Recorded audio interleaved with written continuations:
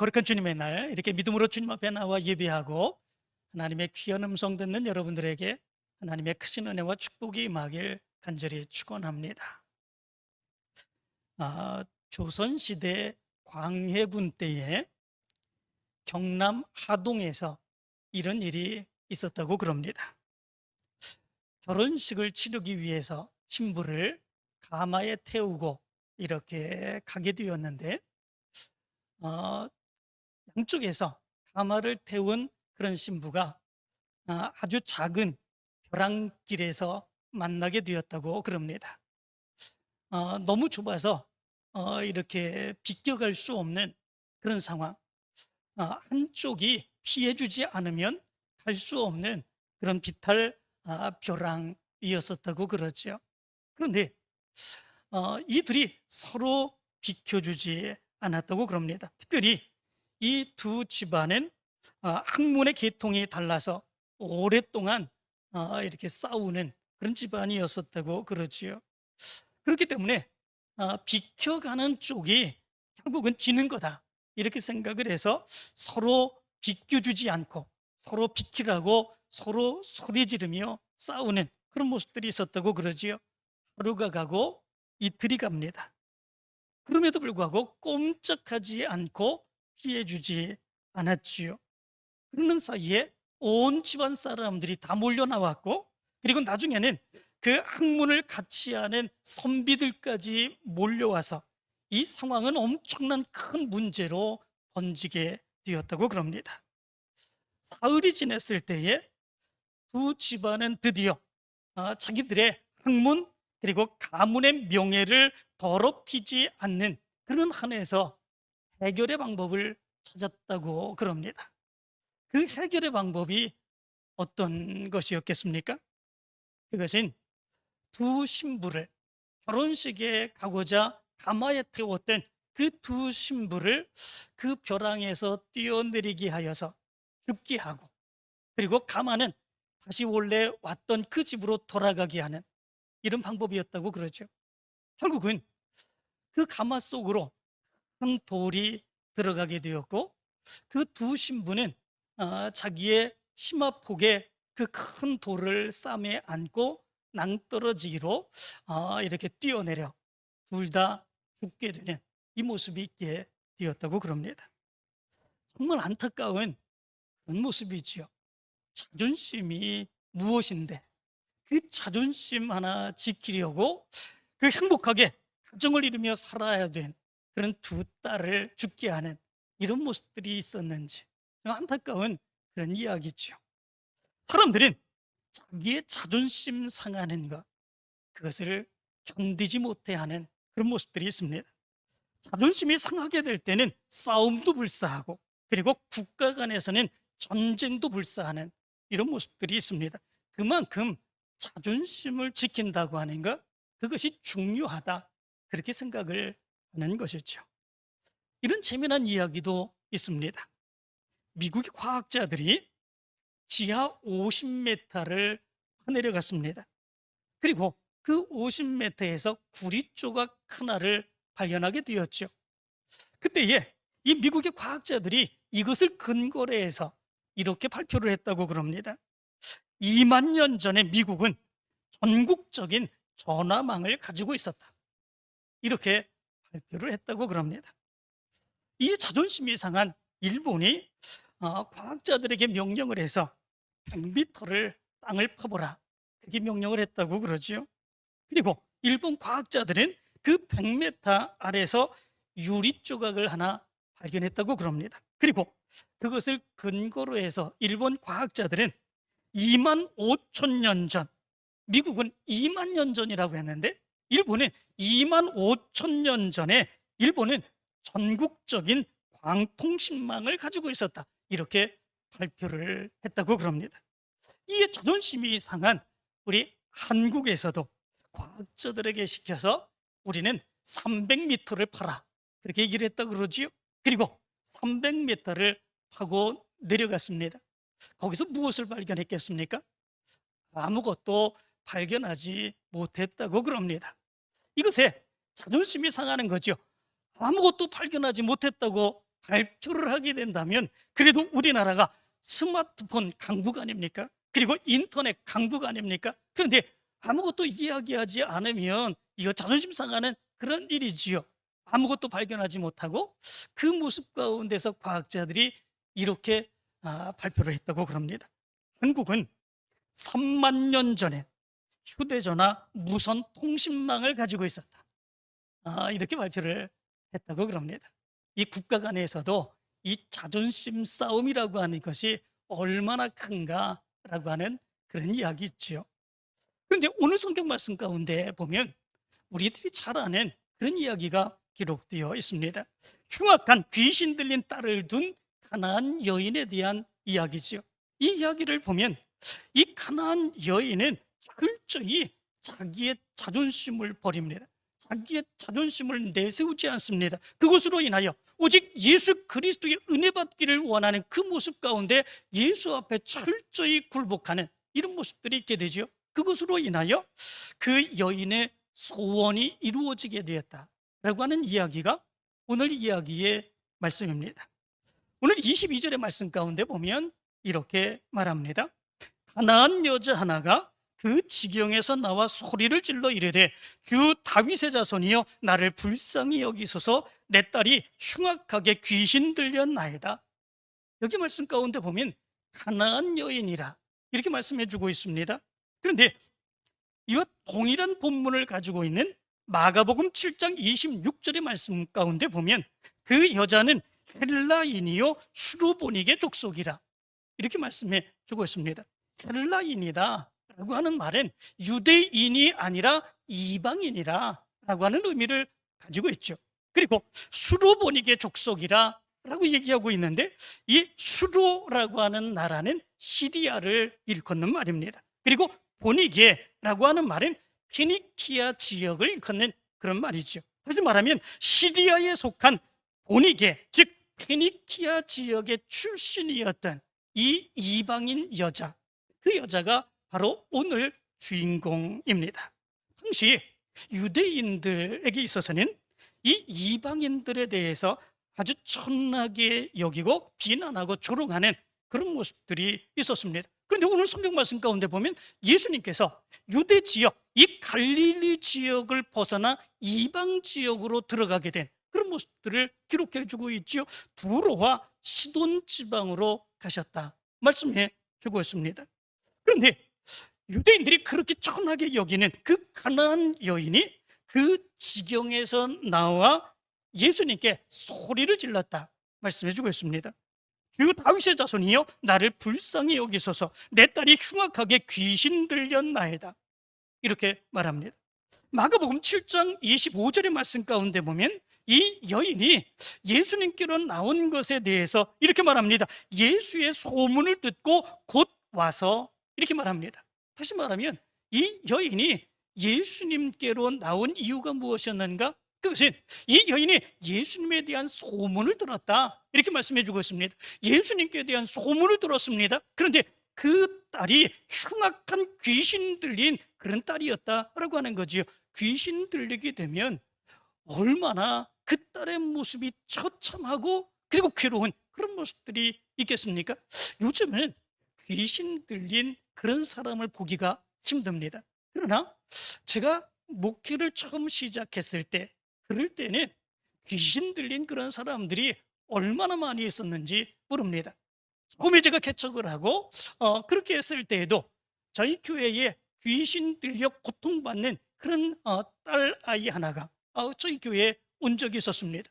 그 귀신 들린 그런 모습 가운데서 높은 아파트 꼭대기에서 창문을 깨고 뛰어내리려고 하고 그 어머니는 그렇게 행하지 못하도록 그 딸아이를 막고 부둥켜 안고 울고 그리고 그 아이를 껴안고 교회를 데리고 오는 이 모습이 이 귀신 들렸던 그 아이의 모습이었습니다. 아마도 이 가나안 여인, 이방 여인의 그 모습도 마찬가지로 그렇지 않았을까 그렇게 생각합니다. 정말로 괴롭고 안타깝고 힘든 이런 모습들이 있죠. 그런데 예수에 대한 소문을 들었습니다.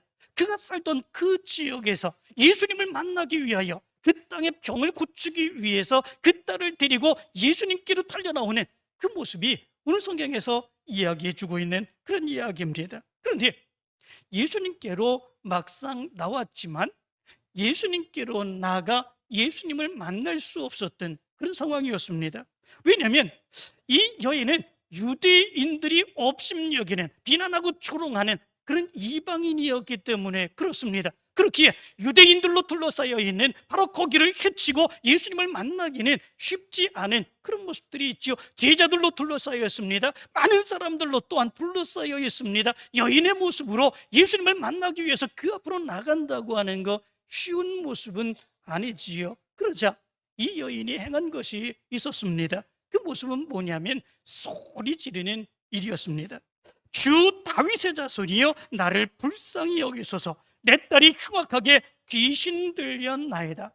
소리를 지릅니다. 그런데 여기 말씀 가운데 보면 이 소리를 지른다라고 하는 말은 에크라센이라고 하는 말로 미완료형입니다. 다시 말하면 끊임없이 한 번 예수님께 소리 지르고 한 번 예수님께 얘기한 그 모습이 아니라 계속해서 지속적으로 예수님께 소리 지르는 그런 모습들이 있었다라고 하는 것을 얘기해 주고 있지요. 얼마나 안타까웠겠습니까? 얼마나 괴로웠겠습니까? 그 딸이 언제 또 귀신에게 붙들리게 되면, 언제 또 그런 고통스러운 일을 만날는지 알 수 없는 그런 상황, 그렇기에 빨리 고쳐주기를 원하는 그 어미의 마음, 그 안타까움의 모습을 여기서 우리는 볼 수 있습니다. 그런데 예수님께서 이상한 반응을 보이시죠. 23절의 말씀 가운데 보면 이렇게 말합니다. 예수는 한 말씀도 대답하지 아니하시니 제자들이 와서 청하여 말하되 그 여자가 우리 뒤에서 소리 지르오니 그를 보내소서. 이렇게 얘기를 합니다. 예수님께서는 아무 말씀도 하지 아니하십니다. 무언가 그 여인에 대해서 뭔가 이야기를 해줄 법도 한데, 그런데 예수님은 아무런 말도 하지 않습니다. 거기에 제자들은 한술 더 뜹니다. 그 여자가 우리 뒤에서 소리 지르니까 빨리 그를 내보내 주십시오, 빨리 쫓아내십시오 라고 하는 말을 제자들이 행하는 그런 모습들이 있게 됩니다. 그러자 예수님께서는 24절의 말씀 가운데 보면 이렇게 말하지요. 나는 이스라엘 집에 잃어버린 양 외에는 다른 데로 보내심을 받지 아니하였노라. 이렇게 말합니다. 나는 이스라엘의 집 잃어버린 양 외에는 다른 데로 보내심을 받지 아니하였노라. 다시 말하면 이 이방인 여인의 그 소원을 들어둘 수 없다라고 하는 이야기 아니겠습니까? 내가 왜 내 소원을 들어줘야 되느냐라고 하는 그런 이야기 아닙니까? 그런데 이 여인은 그래도 포기하지 않습니다. 주여 저를 도우소서, 이렇게 이야기를 합니다. 그러자 예수님이 26절에서 이렇게 말합니다. 자녀의 떡을 취하여 개들에게 던짐이 마땅하지 아니하리라. 오히려 더 심한 말을 행하시죠. 더 자존심이 상하는 그런 말을 행하시죠. 여기에 자녀는 누구를 의미합니까? 유대인을 의미하는 말이지요. 개들은 누구를 의미하는 말입니까? 바로 이방인들을 의미하는 그런 말이지요. 그런데 이 말이 더 조롱하는 그런 말인 것은, 이 개라고 하는 말은 키나리온이라고 하는 말인데, 이 말은 큰 개를 의미하는 것이 아니라 작은 강아지를 의미하는 그런 말이다 라고 하는 것이죠. 다시 말하면 유대인들에게 이제 주어야 될 그 떡들을 내가 너 같은 강아지 같은 그런 강아지에게 내가 왜 주느냐, 예수님이 그렇게 얘기하는 그런 말입니다. 가나안 여인의 입장에서 보면 이 말은 정말로 기분 나쁜 그런 말 아니겠습니까? 정말로 자존심이 상하는 굴욕적인 말, 그 말이 아니겠습니까? 이 가나안 여인은 자기의 딸이 흉악한 귀신에 들려서 예수님께로 나와 그 문제를 해결받기를 원했습니다. 그런데 예수님께서는 권촉도 하지 아니하셨습니다. 그것뿐만 아니라 철저하게 무시할 뿐만 아니라 개 중에서도 강아지 같은 그런 존재라고 그 여인에게 이야기하는 아주 굴욕적인 말씀을 하시는 이런 모습들이 있었습니다. 만약에 여러분들에게 완전히 무시하는 그런 투로 이런 이야기를 했다면 여러분들은 어떻겠습니까? 정말 비참한 그런 생각이 들지 않겠습니까? 자존심이 상해서 내가 병 고치는 거, 내 딸이 아무리 힘들고 어려워도 아직 그만두지, 이렇게 생각할 수 있는 그런 모습들 아니겠습니까? 치사하고 안 입고 없고 더러워서 이 강아지 취급을 받고 내가 당신에게 내 딸을 맡기냐, 이렇게 얘기할 수도 있는 그런 모습이고, 달려들어서 멱살 잡고 싸우자고 그렇게 행할 수도 있는 그런 모습들 아니겠습니까? 그런데 이 여인은 그리하지 않았던 것을 보게 됩니다. 정말로 모욕감을 당하고 수치스러운 부끄러운 그런 모습이 있어도 그렇게 행하지 아니한 이런 모습들이 있는 것을 보게 됩니다. 일본에서 실제로 이런 일이 있었다고 그럽니다. 한 아가씨가 결혼을 하기 위해서 이 중매하는 한 여자를 찾았습니다. 그리고 좋은 남자 있으면 소개를 시켜주세요, 얘기를 했다고 그러죠. 그러자 이 중매하는 분이 사진을 갖고 와라 얘기해서 사진을 갖다 주었다고 그럽니다. 남자 쪽에서도 이렇게 사진을 받아가지고 이렇게 사진을 교환을 했다고 그럽니다. 그런데 그 사진을 받은 그 남자 쪽에서 내 스타일이 아닙니다 얘기하고, 그리고 거절을 하는 그런 모습들이 있었다고 그러죠. 자, 이 여자가 너무나도 자존심이 상했습니다. 분노함의 모습이 있었습니다. 아니, 만나보지도 아니하고 그 여자의 성격이 어떤지, 또 그가 목표로 하는 것이 어떤지, 삶의 모습이 어떤지 이야기나 해보고, 그리고 거절하면 그래도 늦지 않을 텐데 그 사진 하나 보고 거절하는 그런 모습에 이 여인은 엄청난 자존심이 상하는 그런 모습들이 있었죠. 그래서 그날부터 계속해서 그 남자의 집으로 찾아갔다고 그럽니다. 그리고 소리를 질렀던 거지요. 그래도 분이 풀리지 않았습니다. 그때부터 전화를 해대기 시작했습니다. 1년 동안 끊임없이 전화를 했는데, 전화를 해서 받을 때까지 전화를 하고, 전화를 받으면 아무 소리도 하지 않고 전화를 끊는 이런 모습들이 있었다고 그럽니다. 그렇게 1년 동안 전화를 했는데 무려 16,333번을 전화를 했다고 그럽니다. 엄청난 그런 모습이지요. 이런 모습들로 행하여 결국은 이 여자는 경찰에 잡혀가게 되는 그 모습이 있었다고 그럽니다. 자존심이 상하면 이것보다 더한 일도 행하는 그런 모습들이 있지 않습니까? 우리 속담에 그래서 여자가 한을 품면 5, 6월에도 서리가 내린다, 이런 속담이 있지 않습니까? 5, 6월이라고 그러면 몇 월입니까? 6월이나 7월을 5, 6월이라고 얘기를 한다고 그러지요. 그런데 5, 6월에는 서리가 내릴 수 없습니다. 왜냐하면 여름철 덥기 때문에 그렇습니다. 그런데 여자가 억울한 일을 당해서 한을 품게 되면 그 마음이 하늘에 닿아서 하늘도 서리를 내리는 이런 모습들이 있다는 것이지요. 그 자존심이 얼마나 큰가라고 하는 것, 이런 것들을 얘기해 주고 있습니다. 그런데 이 가나안 여인은 자기 자존심을 내세우지 않는 그런 모습들이 있는 것을 보게 됩니다. 비록 자신이 강아지 취급을 받고 거절을 당했지만은 그녀는 자존심을 내세우지 않았습니다. 오히려 주여 올소이다마는 개들도 제 주인의 상에서 떨어지는 부스러기를 먹나이다, 이렇게 얘기를 했습니다. 유대인들이 먹고 난 찌꺼기, 바로 그 찌꺼기라도 나에게 나눠주십시오, 예수님께 그렇게 이야기한 것이죠. 정말 이 여인의 모습이 대단하지 않습니까? 이 여인은 예수님의 침묵에도 포기하지 않았습니다. 제자들이 방에 예수님이 말씀하셔서 내쫓으십시오 얘기하는 바로 그 모습에도 뒤로 물러서지 않았습니다. 강아지 취급을 받는 그런 모습에도 개의하지 않았습니다. 무엇 때문에 그렇습니까? 오직 그 딸을 고쳐야 되겠다고 하는 그 생각 때문에 그렇습니다. 그 딸이 온전한 모습으로 회복되어 살아가는 그 모습을 보기를 원하며 이 여인은 자기의 모든 자존심까지도 내려놓고 예수님께 매달리는 그 모습이 여기에 있었던 것을 보게 됩니다. 드디어 예수님께서 그 여인에게 뭐라고 얘기를 합니까? 28절의 말씀 가운데 보면 여자여 네 믿음이 크도다, 네 소원대로 되리라, 이렇게 말씀을 하였습니다. 그때로부터 그의 딸이 나으니라. 오늘 성경은 이렇게 얘기해 주고 있습니다. 예수님은 그녀의 믿음이 크다고 말씀을 하였습니다. 가나안 여인 이방인이었습니다. 이 유대인으로서 비난받고 조롱받고 그리고 천대받는 그런 이방인이었습니다. 그런데 바로 그 여인의 믿음이 크다고 예수님께서는 칭찬하고 있었던 것을 보게 됩니다. 자기의 자존심이 상하는데도 불구하고 예수님의 은혜를 구하는 믿음, 자기 자존심도 버리고 예수 그리스도에게 매달리며 포기하지 않는 그 믿음, 어떤 모욕이 있다고 할지라도 결코 뒤로 물러서지 않는 그 여인의 믿음, 어떤 멸시도 참아내는 그 여인의 믿음의 모습, 예수님은 이런 믿음의 모습을 보면서 내 믿음이 크도다 이렇게 칭찬해 주시는 그런 모습들이 있는 것을 보게 됩니다.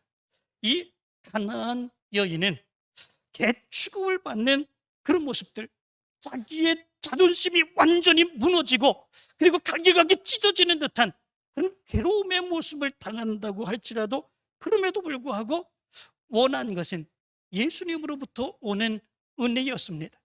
그 딸의 귀신 들린 그 모습이 회복되고 원래의 모습으로 회복되어 살게 되는 그 모습들, 그 모습만 바라보며 이 여인은 그 모습 안에서 자존심을 내세우지 않냐고 끝까지 자기를 굽히며 예수님으로부터 은혜를 구하는 그 모습이 있게 되었던 것을 보게 됩니다. 결국은 예수님으로부터 여자여 네 믿음이 크도다, 내 소원대로 되리라 라고 하는 말씀을 듣고 그 여자의 딸이 회복되는 놀라운 역사가 있게 되었던 것을 보게 됩니다. 이 모습을 가만히 생각을 해보면 이 가나안 여인의 이 믿음의 모습은 지금 여기에서 하나님을 믿고 예수 그리스도를 믿는 바로 우리 믿음의 사람들의 모습이 아닌가, 그런 모습이 되어야 되지 않는가, 이런 생각을 해봅니다.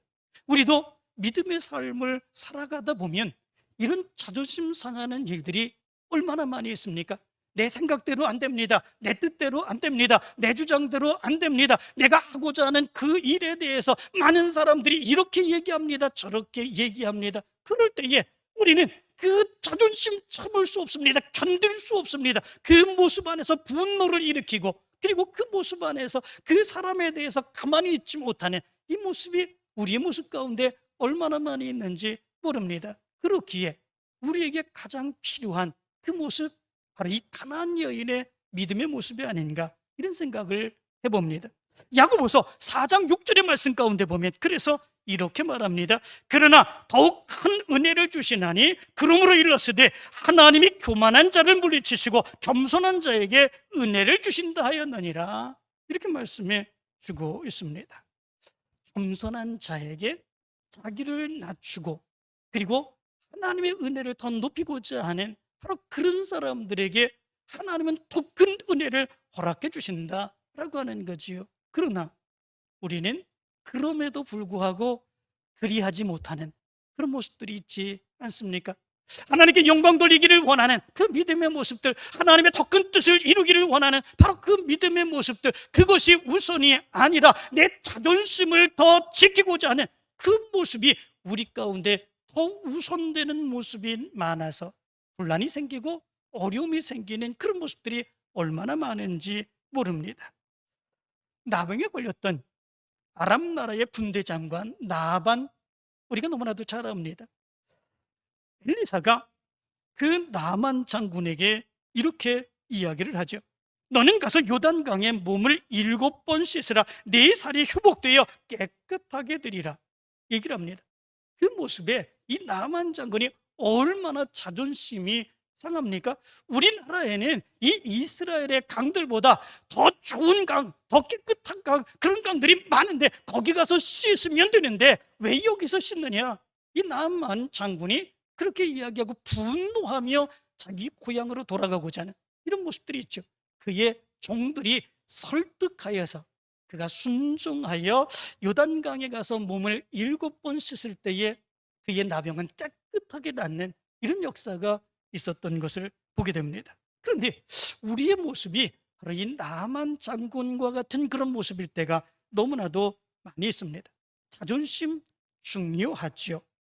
내 마음이 상하고 내 모습이 다른 사람들에게 부끄러움을 당하고 괴로움을 당하는 이 모습들, 견딜 수 없는 그런 모습들 아닙니까? 이런 모습을 당하면 밤에 집에 가서 잠을 잘 수 없는 그런 모습들이 있습니다. 그 자존심 상하는 그 모습 때문에 병이 드는 그런 경우들도 있습니다. 그런데 중요한 것을 우리 믿음의 사람들은 생각해 볼 수 있어야 됩니다. 그 모습은 뭐냐면 하나님 앞에서, 예수님 앞에서 내 자존심을 지키는 것이 그렇게 중요한 것일까? 이런 생각들입니다. 이 모습을 우리가 생각하지 못하지요. 그것을 생각하지 못하고 내 자존심이 상했다, 내 자존심이 무너졌다, 그러므로 인하여 내가 이 세상을 어떻게 살아갈 수 있느냐, 다른 사람들의 얼굴을 내가 어떻게 볼 수 있느냐, 그것만 생각하는 그런 모습들이 있죠. 이런 상황 가운데서 하나님을 믿는 내가, 예수님을 믿는 내가 어떻게 해야 되는가, 그렇다면 더 큰 하나님의 능력의 역사를 어떻게 하면 감당할 수 있는가, 그런 것들은 생각하지 못합니다. 내 자존심이 무너졌다, 그 부끄러움 속에 내가 어떻게 살아갈 수 있느냐, 이 모습 가운데에 칼 바르트는 이런 이야기를 합니다. 자존심이야말로 원죄의 뿌리다, 그렇게 얘기를 합니다. 이 자존심을 부림으로 인하여 오히려 그것이 죄가 되고, 그것이 문제가 되고, 그것이 하나님의 뜻을 이루는 데 방해가 되며 하나님의 역사를 이루지 못하게 되는 그런 모습들이 있게 된다라고 하는 거죠. 결국은 그 자존심을 세우고자 하여서 하나님의 사역을 온전하게 감당하지 못합니다. 때로는 하나님을 떠나게 되는 그런 모습들이 있습니다. 하나님의 뜻, 하나님의 사역을 감당하지 못하는 그런 모습들이 있습니다. 내가 그렇게 해서 이런 일을 해서 무엇하겠느냐 얘기하지 않습니까? 때로는 교회를 떠납니다. 때로는 그 사람을 만나는 것을 포기합니다. 그리고 아무것도 하지 않겠다고 이렇게 행합니다. 무엇을 위해서 그 자존심을 세우는 것입니까? 그렇게 행하면 하나님의 뜻을 이룰 수 있는 모습들은 아무것도 없습니다. 그렇게 함으로 인하여 내 자존심을 세우고 그래서 내 뜻을 이루는 그런 모습들은 나타날 수는 있을지는 모르겠습니다. 그러나 그것이 자기의 만족 하나로 끝나는 것이죠. 그것으로 인하여 하나님의 큰 영광, 하나님의 사역 또는 교회의 사역, 그 문제는 사라지게 되는 그런 모습들이 있게 되는 것을 보게 됩니다.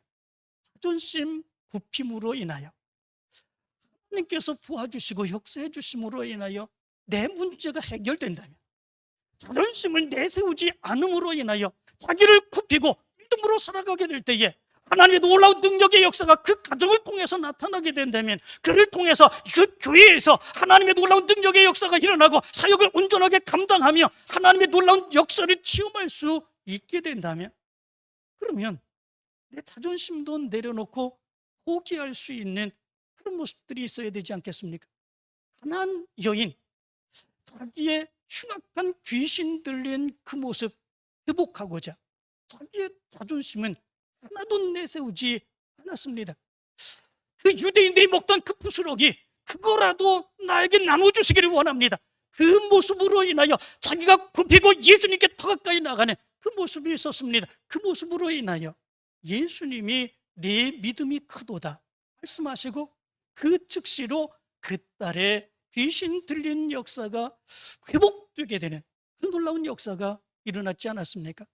그렇다면 우리 믿음의 사람들의 믿음의 사역은 어떠해야 되는가 라고 하는 것을 여기서 우리는 알 수 있게 됩니다. 무엇을 위해서 내 자존심을 지켜야 되는가? 우리 믿음의 사람들은 그것을 살펴볼 수 있어야 됩니다. 그리고 내가 그 자존심을 지키지 않냐고 그 자존심을 버림으로 인하여 하나님의 크신 역사가 어떻게 일어날 수 있는가? 우리 믿음의 사람들은 그것을 생각하며 믿음의 사역을 감당할 수 있어야 되지 않겠습니까? 사랑하는 성도 여러분, 오늘 말씀에서 이 가나안 여인의 믿음의 모습을 돌아보시기를 바랍니다. 여러분들은 자존심이 중요합니까? 아니면 믿음으로 하나님 앞에 달려나가 하나님의 은혜를 체험하고 하나님의 능력의 역사를 체험하는 것이 더 중요합니까? 때로는 많은 사람들이 자기의 자존심을 지키는 것을 중요하게 여기는 그런 모습들이 있습니다. 그래서 싸웁니다. 그래서 교회를 뛰쳐나갑니다. 그래서 사역을 감당하지 않습니다. 그래서 결국은 많은 어려움을 겪게 되고 믿음의 삶이 무너지게 되는 이런 모습들이 많이 일어납니다. 여러분들의 모습에서 이런 모습들이 나타나지 않기를 간절히 원합니다. 가나안 여인과 같은 믿음의 모습을 가짐으로 인하여 하나님의 놀라운 능력의 역사가 여러분들을 통해서, 교회를 통해서 드러나게 되기를 간절히 축원합니다.